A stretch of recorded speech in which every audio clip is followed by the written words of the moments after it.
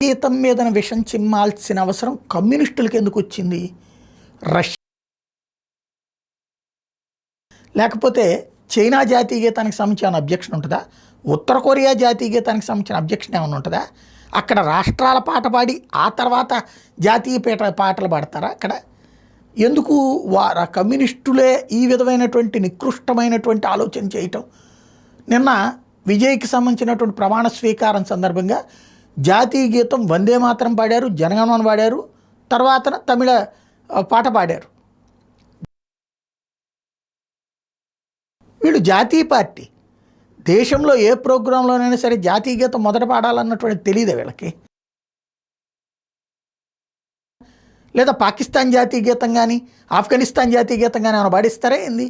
లేదా రాష్ట్రగీతం అంటే రాష్ట్రాలు కేంద్రానికంటే గొప్ప లేకపోతే దేశానికంటే గొప్ప అనే ఒక వితండవాదం ఏమైనా తెస్తారా?